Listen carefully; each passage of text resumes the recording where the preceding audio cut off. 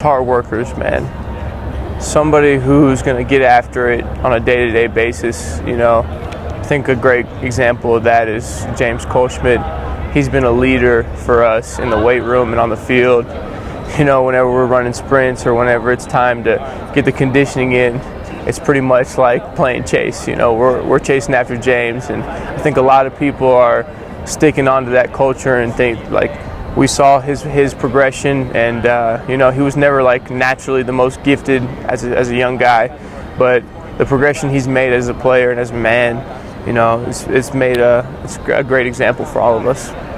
What do you say? Just try and lead by example. That's the best thing you can do.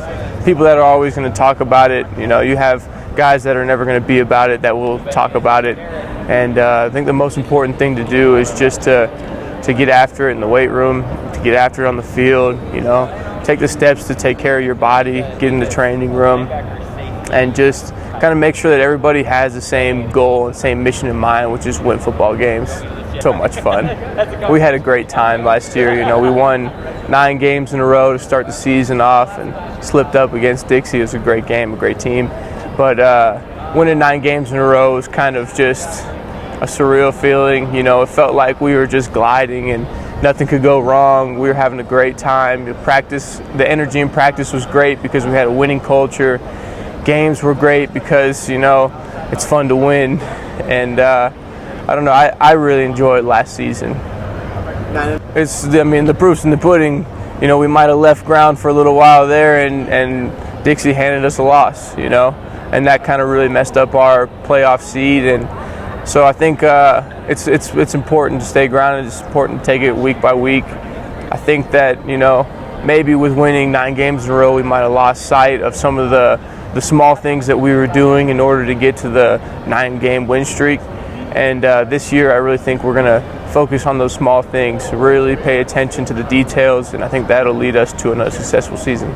This year, by learning from our mistakes, like I said, leaving ground a little bit, but also, taking care of our bodies. It's real important, communicating with the trainers, communicating with the coaches on when you have an ache and a pain, not fighting through it, because, with the games that are important are the games that are late in the season, and we're going to try and win some games in November and hopefully make it to December. It's a lot of fun. We get to match up with some of the best guys in the conference.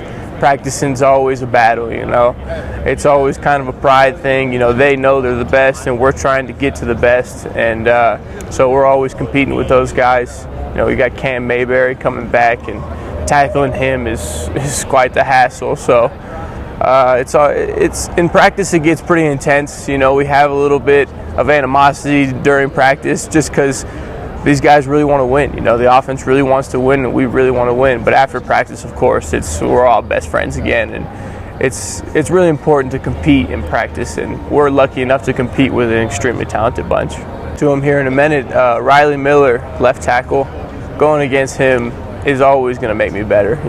He's a great pass protector. He's a great run blocker. He's big. He's physical. So, it's fun to try and size up against him. It's fun to try and use my speed against him, and we have a good time getting after each other. I've tried to do my best to not change at all. I think the one thing that people can always tell is phony is when, it's your time, so you start acting out. You start talking a bunch and you start trying to tell people what to do. I've always kind of tried to stay the same as I've always been. I've always been a hard worker, and I think that people can appreciate that a little more than somebody who's going to start just barking at you a bunch.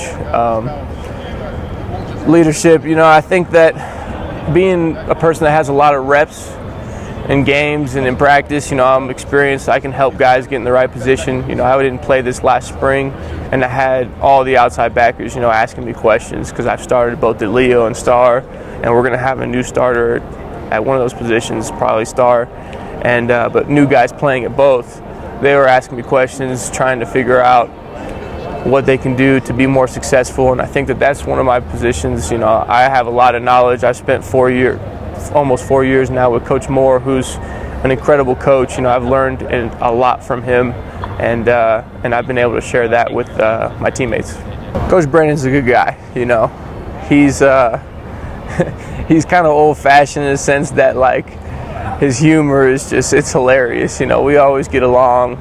He's always got something funny to say, and but his intensity is real. And I never met a coach that wants to win as bad as Coach Brandon does. You know, he'll take any measure necessary that he feels will put the team in the best position to win football games, and that's easy to admire and that's easy to appreciate as a head coach. You know, you know, following that is not easy. Yeah.